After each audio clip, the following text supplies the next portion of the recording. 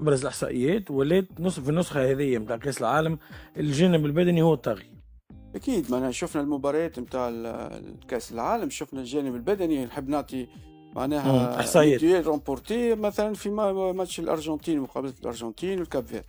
كي نقولوا الأرجنتين معناها لقينا لي دويل رومبورتي من الأرجنتين 57، نجي نشوفوا الكاب فير نلقاوها واخذة 54 زاد 57 دويل 54 اي دويل.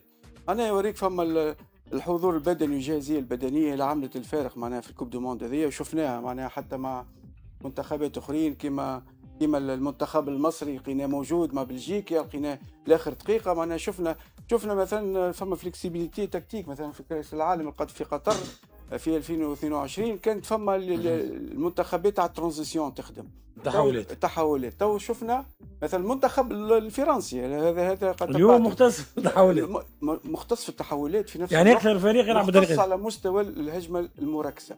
شفنا حتى اوديسي معناها، شفنا معناها اوليسي معناها كيفاش خذا البروفيل نتاع لاعب رواق، في نفس الوقت عنده خصائص لاعب نتاع ريليور ولا ريجيسور، معناها اللاعب رقم 10 اللي هو معناها يلعب في بايرن، يلعب في لاعب رواق. شفناه في مع المنتخب الفرنسي عامل 5 اسيست 5 اسيست، مازال ما مركش اهداف، يبقى معطي 5 اسيست، احسن لاعب في الاسيست. معناها عنده البروفيل نتاع لاعب رقم 10 اللي ريليور ولا ريجيسور. معناها فما مفاهيم قاعده كل مره من 4 سنين ل4 سنين قاعدين نشوفوا في حاجات جديده. اكيد المنتخبات معناها مع كيما المنتخب الفرنسي مع اللاعبين اللي عنده.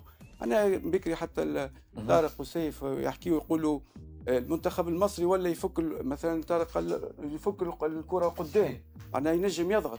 راهو هذه الطريقه هذه، راهو مش انك تجي تدخل الملاعبيه تقول لهم باش نضغطوا عالي، لا فما حضور، فما لي مويان، فما انك تعرف الجاهزيه نتاع اللاعبين نتاعك باش ينجموا يخدموا على 90 دقيقه لعب، ويعرفوا ايش معناها يلعبوا عالي، وقتاش معناها لي مومون فور نتاعهم، وقتاش لي مومون فيبل نتاعهم. معناها هذا لازم معناها تحضير. وشفنا نعاود نقول معناها كوب دو موند هذه وراتنا حاجه جديده، اللي رجعنا للكره نتاع لي دويل، الكره نتاع القدرات البدنيه وجاهزيه. عايز تكمل على كلامك. المنتخب الالماني فاش لقى صعوبه؟ يلقى اون ايكيب اتليتيك اللي ايزيتي لا، معناها لقى صعوبه كبيره القوم. وكما قال لك راهو ما عملوش عليهم بريسيك. مثلا 6 متر نوير، من المرات القليله اللي شفت المانيا نوير يلعب 6 متر ديريكت، معناها خلوهم ديما خلوهم يوصلوا اللي يحبوا. المنتخب الاكواتور هو باراغواي معناها خلوهم في اللي دويل، معناها غلبوهم باللي دويل. فما برشا منتخبات معناها قاعده تلقى في صعوبات قراص الدويل، كما المنتخب الانجليزي زاد لقى صعوبات، وبرشا منتخبات لقات صعوبات.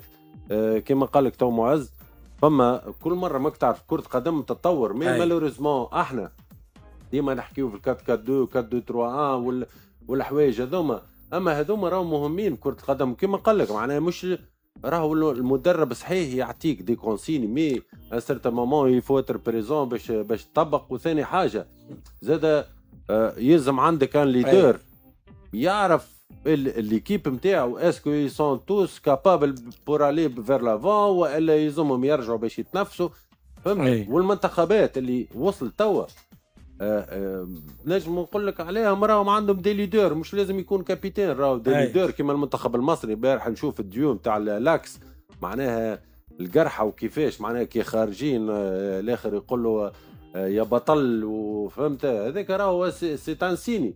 عندهم محمد صلاح، قلت لهم رامي ربيعه رجع من الموت معناها في الكوره. كيف المنتخبات الاخرين معناها كي تشوف المنتخب البرتغالي زاد كيف عندهم دي ليدر.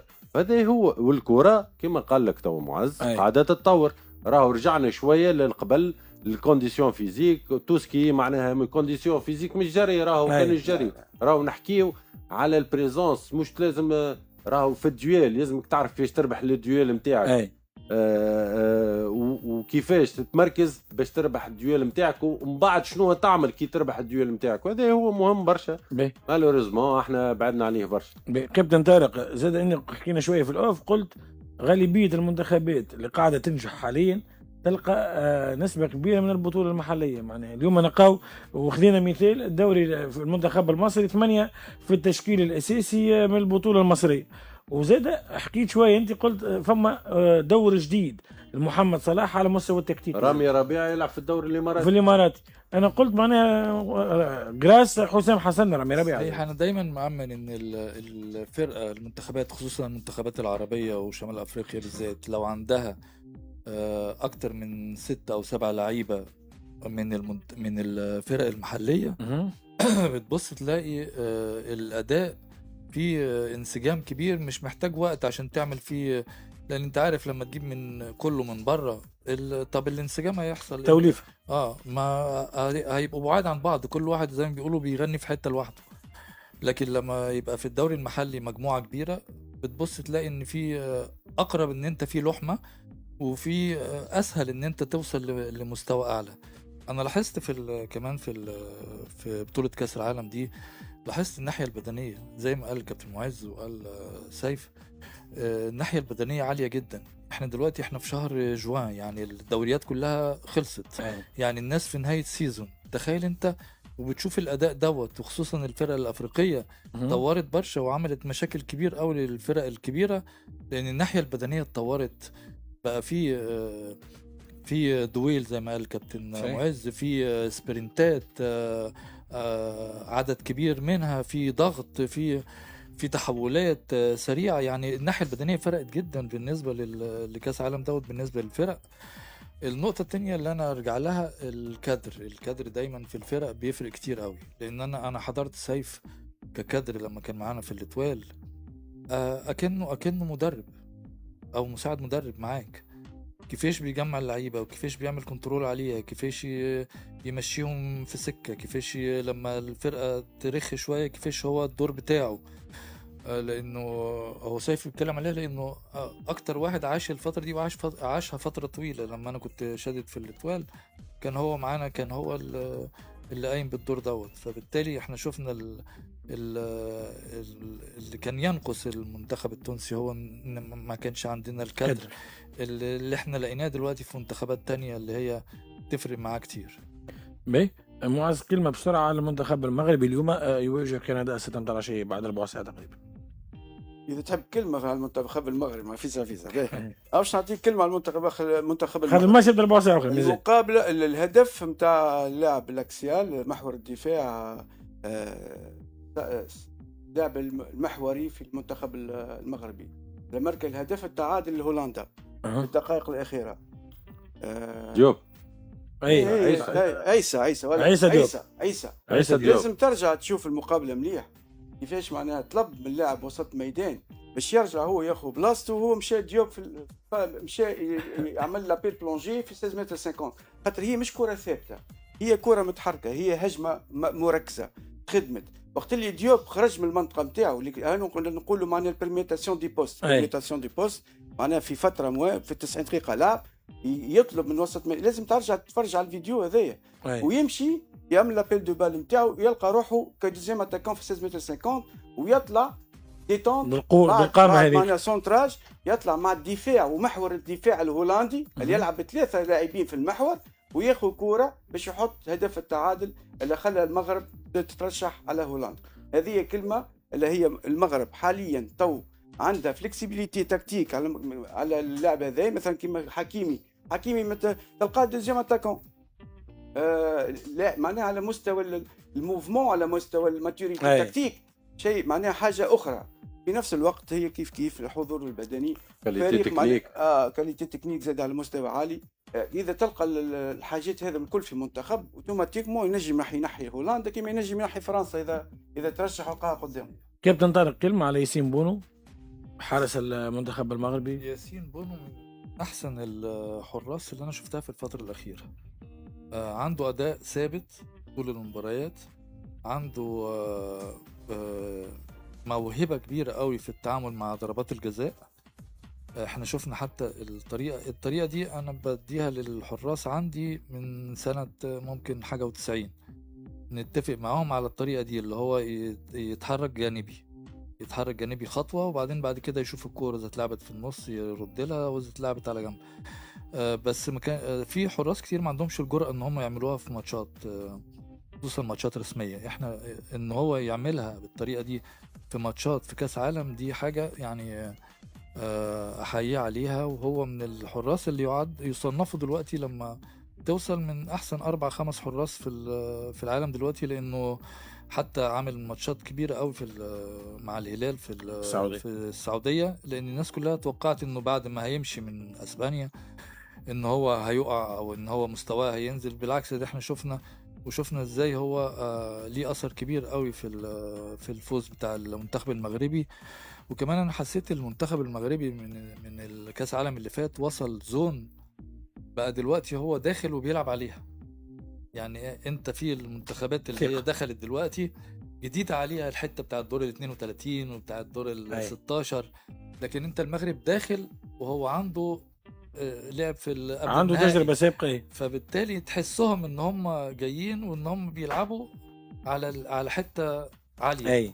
فبالتالي النهارده ان شاء الله ربنا يسهل، لان شاء الماتش صعب بيلعبوا مع كندا في كندا. فبالتالي برضه انت عارف عامل الجمهور والارض صحيح. بيفرق كتير. عيسى ديوب لاعب راه مش كبير في السن، راه مواليد 97، معناه مش متقدم برشا في السن، اما يلعب في الدوري الانجليزي. يعني سامحني سامحني نفسر. بعثت تبعث لي. له الفيديو خاطر سيف لعب في المحور، أي. سيف كابيتان عنده سنين وحتى في المنتخب، اي معناها باش يوريك الماتوريتي والفلكسيبيليتي تكتيك اللي كنت صحيح. تحكي هذه عليها. خلي يحكي هذوما عليها حاجات كما قال تو ما يظهروش، تو تبدا خاسر ويلزمك تعدل.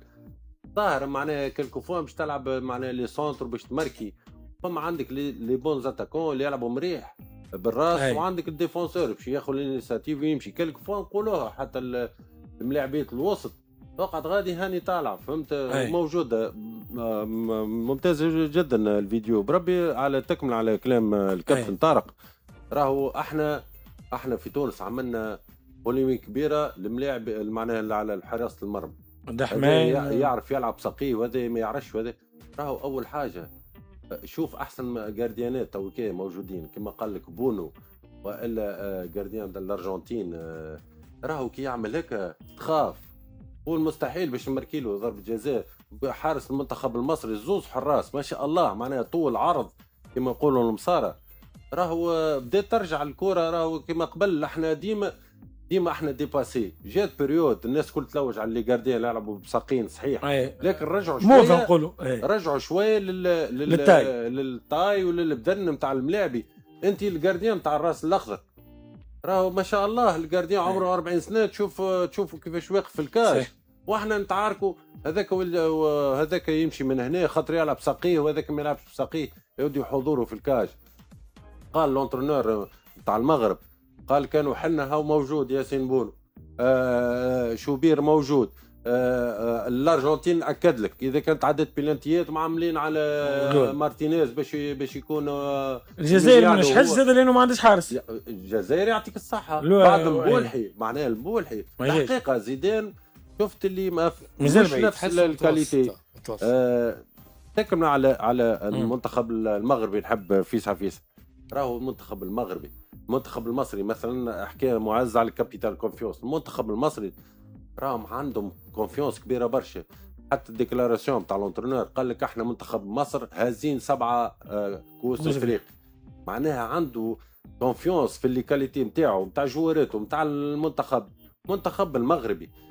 معناها دخل في بالي اخر كي يدخل بطوله اي بطوله. أي. ما نحكيوش على كوب دافريك، توا الكوب دي موند ولا الطموح نتاعو باش يوصل فينال ويهزها. أي. معناها انت كي لعب ضد البرازيل عندك جوار في الريال، عندك المغرب، عندك جوار في البي اس جي، عندك جوار في مانشستر كيف عندي، وزاد تويكي لاتاكون مشى الباير. معناها شوف الارمادا اللي ولات. معناها المغرب دخل في بالي اخر وكما قال لك معز. معناها منتخب اي اونترونور يجي يخدم معهم بالمرتاح، لانه اول حاجه دي جوار انتيليجون قبل كل شيء، فليكسيبل على الاخر في اي سيستم. كما قال لك معناها وصلوا ولاو يلعبوا كيما البي اس جي والسيتي مع غوارديولا. معناها تلقى دوز اكسيو وعندك لي دوز اريير ولا يدخلوا الوسط. كلك فوا حكيمي معناها تلقاه في السونتراج ومن بعد في الدوزيام بال ويمشي بريسي ومن بعد تشوف البوزيشنمون تاع الملاعبين، نجم من لو تيران ياخذ بلاصه حكيمي وحكيمي يقعد في الوسط ومن بعد يرجع. معناها المنتخب المغربي الحقيقه ينجم ينافس اي منتخب توا موجود، وينجم ان شاء الله اذا كان ترشح حتى من بعد اذا كان تقابل مع المنتخب الفرنسي ممكن نرجع لكلمه معز، كونه المقابله هذيك اللي مش يغلب فيها مش تكتيك مي شكون مش يربح لي دويل نتاعو سيرتو اوفونسيفمون اكثر من الاخر. وكاو باهي تحيه اكيد وسام رمضان يقول لك في اوروبا ولينا راهو في 190 حارس مرمى معناها تاي راهو نتعاركوا على حارس، راهو الحارس المرمى الحراس توا احسن الحراس موجودين هو نوير رجعوه المانيا وما ادرك مع المانيا معناها مدرسه ومصنع نتاع حراس ونتاع ملاعبين، معناها رجعوا نوير 40 طون من الاعتزال. ما شاء الله يلزمك تراه نوير قدامك معناها ما شاء الله. امبارح سالت في البنزرتي سيف قال لي خويا رد بن صالح كان عندي انا في الاتوال شخصيه ولاعب وكل شيء. النجم الساحلي اليوم فما هيئه تسييريه رسميه برئاسه دكتور كريم العقرود مع دكتور محمد الديب. اليوم ربما الفراغ اللي كان موجود في الفتره الاخيره مش يتم تجاوزه سيف، مهم برشا على مستوى الاستقرار. وحكينا البارح شويه على انه النجم زاد يلزم يحضر وينطلق في التحضيرات.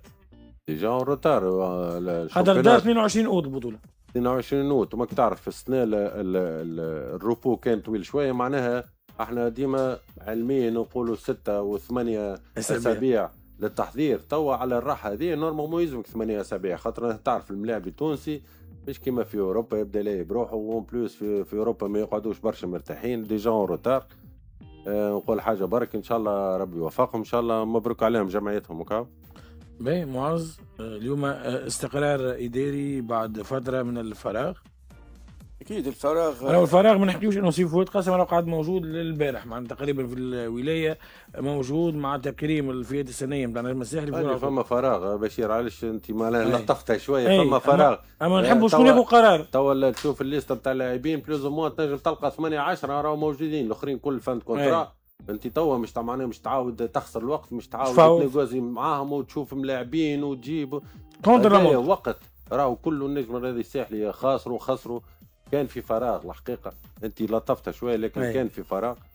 وكاو واحد يفو دير لي شوز كوم يلسون ما فيهاش حشمه يعني كونتر لا مونتر نجم. ويلزم يفهم الجمهور من توا هما زاد عندهم جزء في كيما هما عندهم هما اللي يرجعوا جمعياتهم، هما عندهم جزء في توسكي فني، لانه التوخير هذا راهو هو اللي خلانا في المشاكل هذه. ويعرف معز ممكن هو في الموديل هذا يفهم واحد توا قاعد يتعلم وقاعد ديما كل نهار يزيد يتعلم حاجه. اللي نعرف بعد الروبو هذا حتى ويسمان ممكن شويه معناها هاك شفت النادي الافريقي هذاك علاش رجع على بكري، برشا فرق رجعت على بكري.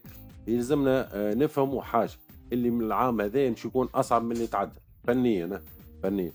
وكاو باهي معز اكيد كان فراغ ما فماش ما نختلفوش في هذا، خاطر الفراغ ما فماش كانت قرارات، فماش كانت معناها شكون قرار. وراهو فما حاجه في ليكيب سينيور نحكيو على كره القدم بالذات، معناها فما ليسته نتاع لاعبين معارين تو خذاو فيهم حتى قرار. فما لاعبين راهو تو اكتويلمون شاكين بالنجم الرياضي الساحلي ويخموا باش يمشيوا. معناها الفراغ موجود ماشي كيستيون مشاعر ولا فما شكون فلان في البيرو، لا سي با سا.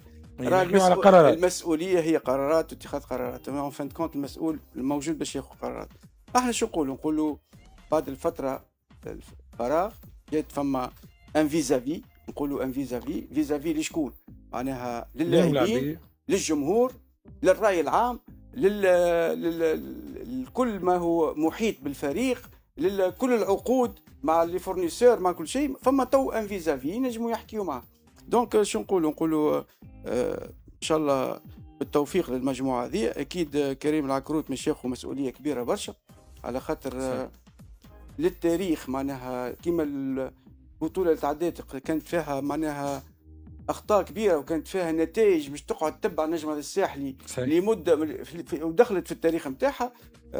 راهو اكيد نجم الساحلي ما كانش يلعب على البطوله الموسم الفارط، كان قبل ستة معناها مقابلات لاعبين نجم نقولوا في رولاشمون مونتال ولا نقولوا في راحه ذهنيه على مستوى المباريات والتنافس. لكن عدم التنافس هذاك يخلق معناها نوع من رولاشمون، يخلق برشا حاجات مع الراحه الطويله هذه. دونك لازم مده طويله نتاع تحضيرات، لازم برشا مقابلات وديه. نقول لك حاجه اخرى اكثر من هذا، نجم يكون فما تربص تحضيري على مستوى حتى التربصات تخدم انت فيها الجانب البدني وفيها يبان النجم الساحلي مطالب تربص في جانب بدني، بعدين يدخل في تربص في تاع جانب مقابلات تنافسي تاع مقابلات وديه.